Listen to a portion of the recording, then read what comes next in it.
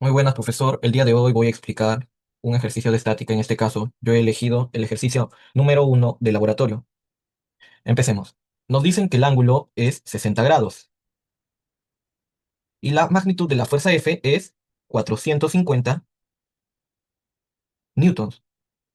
Nos piden hallar la magnitud de la fuerza resultante, además de su dirección. La dirección debe estar medida en sentido antihorario desde el eje X positivo.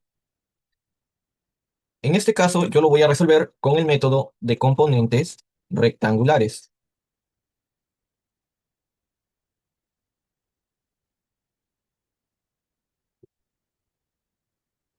En primer lugar, ¿qué debemos hacer para poder empezar con este método?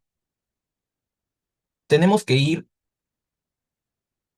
tenemos que poner ambas magnitudes o las magnitudes que hayan, tanto en el eje X y en el eje Y.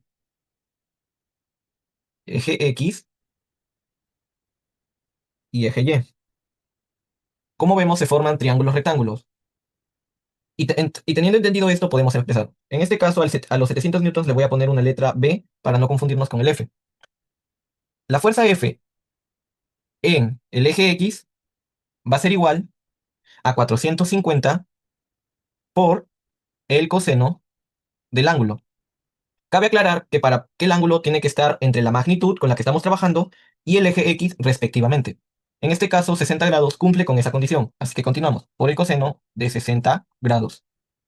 En este caso, usando calculadora, esto nos da un resultado de 225 newtons. Continuamos con F en el eje Y. En este caso sería lo mismo, 450 multiplicado por el seno del ángulo, que sería 60 grados. No hay que olvidar eje X coseno y eje Y seno. En este caso, esto nos da un resultado de 389,71 newtons. Continuamos con la magnitud B.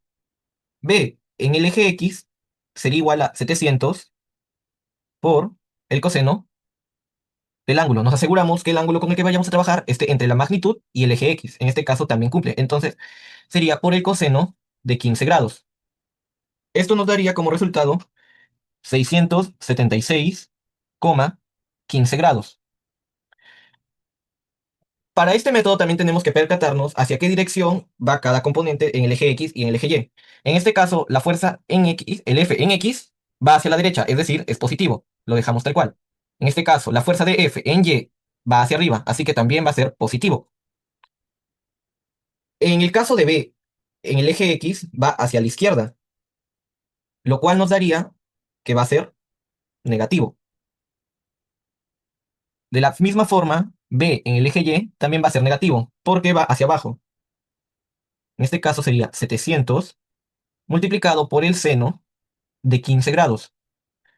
Esto nos daría un resultado de 181,17 newtons. Acá cometí un pequeño error, porque las fuerzas son en newtons. En este caso, eje Y va hacia abajo, entonces va a ser negativo. El tercer paso en este método es hallar la sumatoria de fuerzas, tanto en el eje X como en el eje Y. En este caso, la sumatoria de fuerzas en nuestro eje X sería 225 menos 676,15, lo cual nos daría como resultado menos 451,15 newtons. La sumatoria de fuerzas en Y sería 389,71 newtons menos 181,17, lo cual nos dejaría como resultado 208,54 newtons. Para hallar, en este caso, nuestra resultante,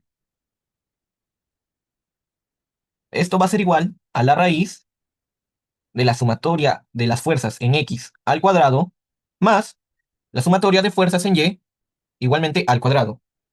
Usando nuestra calculadora para acortar un poco, nos daría como resultado que la resultante es igual a 497,01 newtons. Con eso ya tendríamos nuestro primer resultado, que sería el de la resultante. Además de la resultante, nos pide la dirección. En este caso,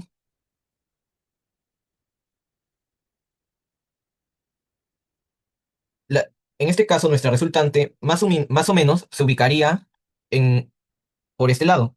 Lo voy a hacer de otro color para no confundirnos. Más o menos en este lado, debido a que su eje X es negativo, es decir, se ubica a la izquierda, y su eje Y es positivo, lo cual estaría hacia arriba. Para poder hallar el ángulo, usaríamos que la tangente de nuestro ángulo, ¿a qué es igual la tangente? Al cateto opuesto sobre el cateto adyacente. En este caso, al nuestro ángulo estar ubicado acá, entonces el cateto opuesto sería el que está al frente. En este caso sería el eje Y. Entonces la tangente del ángulo sería igual a 208,54 dividido entre el cateto adyacente, que sería el que está al lado. En este caso sería el eje X de nuestra resultante, el cual es menos 451,15. Nuestro ángulo,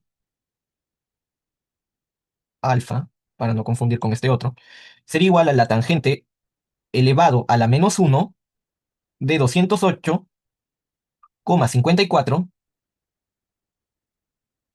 dividido entre menos 451,15. Esto nos daría como resultado que el ángulo es menos 24,81. En este caso le pondríamos menos 24,81. Pero no nos piden este ángulo. Lo que a nosotros nos piden es el ángulo empezando desde el eje X positivo en sentido antihorario, es decir, opuesto a las manecillas del reloj. Es decir, lo que nos piden hallar es esto. En este caso, X va a ser igual a 180 menos el ángulo, que sería 24,81. Esto nos daría como resultado que nuestra dirección en sentido antihorario va a ser igual a 155,19. Y con esto ya tendríamos las dos cosas que nos piden, que sería la resultante y el ángulo de dirección. Gracias por haber visto el video y hasta luego.